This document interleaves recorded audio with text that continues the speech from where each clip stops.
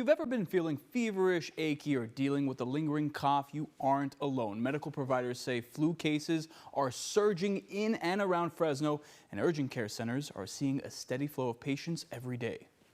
Since about middle of December, we've seen a whole lot more cases of respiratory illnesses, specifically influenza. It's a busy new year at Dizon Urgent Care. On average, we see about 50 patients, and out of those 50 patients, half have respiratory illness. And I would say influenza, between 10 to 15 cases a day, positive for both adults and children. Dr. Dominic Dizon says respiratory illnesses are spreading fast this season, many experiencing high fevers, body aches, fatigue, and respiratory symptoms. There is a directive right now coming from the CDC that there's a new strain of influenza A. Patients who did get the flu shot this year, it mitigated the severity of the case. The flu can be especially dangerous for children and anyone with a weak immune system.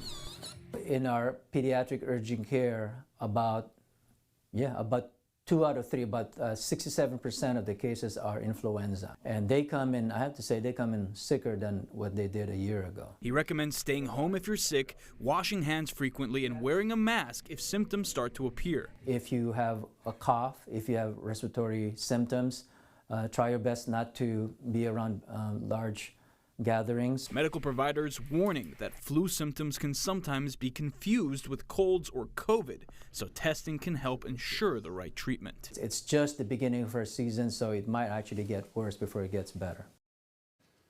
And Dr. Dizon tells me that if you haven't gotten your flu shot, it's still not too late to get your jab. Live in studio, Jason Taktagian, CBS 47 Eyewitness News.